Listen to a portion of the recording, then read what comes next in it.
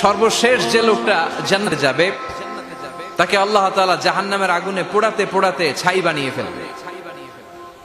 আল্লাহ বলবেন, জিব্রাইল যাও একটু দেখো, একটা মাত্র সেজদা দিয়েছে আমাকে, এরকম কাউরে পাওয়া যায় কিনা। বাটি চালান দিয়ে দেখো পাওয়া যায় কিনা।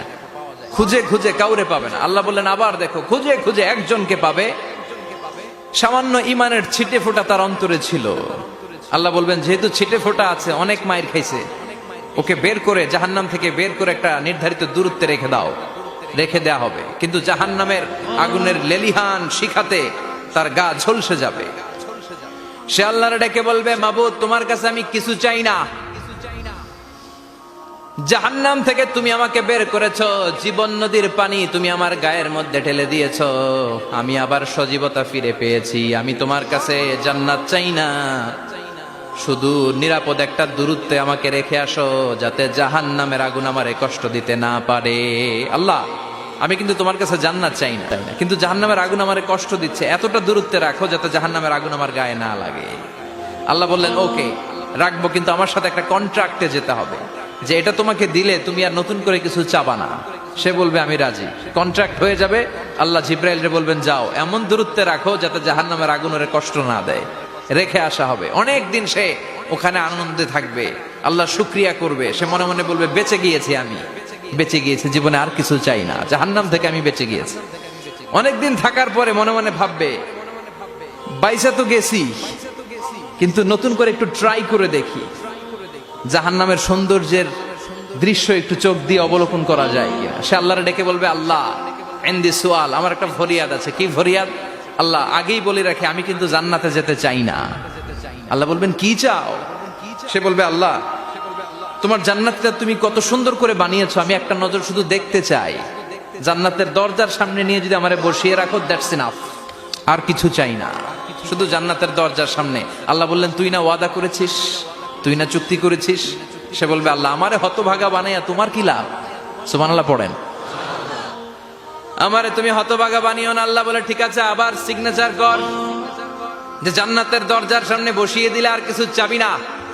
সে সিগনেচার করে বলে আমি চাবো না। আল্লাহ বললেন জিব্রাইল বেচারারে ধরে জান্নাতের গেটের সামনে বসায় দে। এবার জান্নাতের গেটের সামনে বসে বসে জান্নাতের সৌন্দর্য দেখা শুরু করবে। সুবহানাল্লাহ।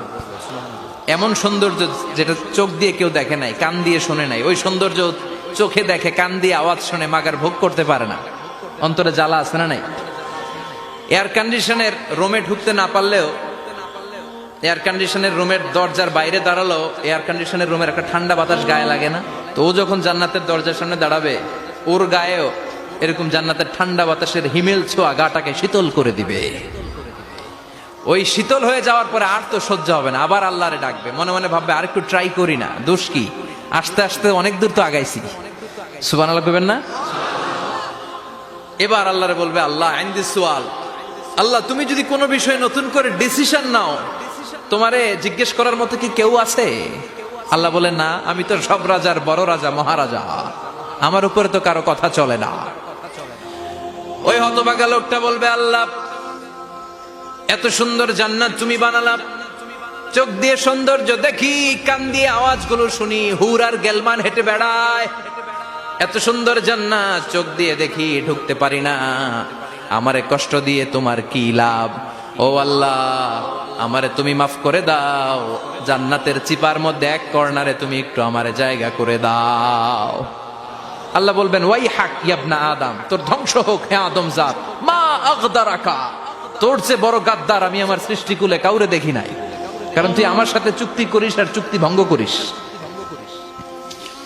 আল্লাহর রহমতের দরিয়ায় তখন জোশ খেলে যাবে, ওর আকুতি মিনতি চাহনি আল্লাহর রহমতের দরিয়ার মধ্যে জোশ লাগিয়ে দিবে। আল্লাহর দয়া হয়ে যাবে, মায়া হয়ে যাবে। আল্লাহ বলবেন ঠিক আছে জান্নাতে যা। লোকটা এবার এক দৌড়ে জান্নাতের ভিতরে ঢুকে যাবে। লোকটার দৌড় দেখে আবার লোকটারে আল্লাহ ডেকে বলবে একটু দাঁড়া, একটু দাঁড়া, জান্নাত তো দিছি, তো দৌড় দিলি কেন? সুবহানাল্লাহ কইবেন না? লোকটি বলবে আল্লাহ প্ল্যান তো আমি কম করি নাই, এত চেষ্টার ফলে আমি আসতে পারছি, আবার যদি তুমি বাইর করে দাও, এই জন্য এক দৌড়ে এমন চিপার মধ্যে লুকামো যাতে তুমি আমারে না দেখো। আবার আল্লাহর রহমতের দরিয়ায় জোশ খেলে যাবে, আল্লাহ কাছে ডাকবে, কাছে আয়। ও গোলাম, তোর কি মনে চায় আমারে বল, আজকে তুই চাইতে থাক, আমি দিতে দিতে তোর মনের সব আশা পূরণ করে দেব। লোকটা খুশি হয়ে বলবে, আল্লাহ আমারে এটা দাও, বাড়ি দাও, গাড়ি দাও, নারী দাও, এটা দাও, ওটা দাও, একের পর এক চাইতে থাকবে, আল্লাহ সব তারে দিতে থাকবে। চাইতে চাইতে লোকটার সব চাওয়া যখন শেষ, সে বলবে, আল্লাহ আর আমার চাওয়ার কিছু নাই। আল্লাহ বলেন, নো, এত তাড়াতাড়ি যে তুমি খেলা শেষ করতে পারবা না মনু, আমার সাথে তোমার এই খেলা আরো লম্বা সময় চলতে হবে, তোমার অনেক কিছু চাইতে হবে। তুই আজকে চাইতে চাইতে তোর সব চাও আমার কাছে বলবি, আর আমি দিতে দিতে তোর জীবন ধন্য করে দেব। সে আবার চাইতে শুরু করবে, আল্লাহ এটা দাও, ওটা দাও, ওটা দাও, আল্লাহ দিতে দিতে সব দিবে। এরপরে বলবে, আল্লাহ মাফও চাই, দোয়াও চাই, আর চাওয়ার কিছু নাই। আল্লাহ বলবেন, তাই ঠিক আছে, তোরে আমি জান্নাতে ঢুকাই দিলাম, তবে মনে রাখিস তোর জান্নাতটা হবে সবচেয়ে ছোট জান্নাত, আর তোর জান্নাতটা হবে এই পৃথিবীর 10 গুণ। চিল্লা এখন সুবহানাল্লাহ।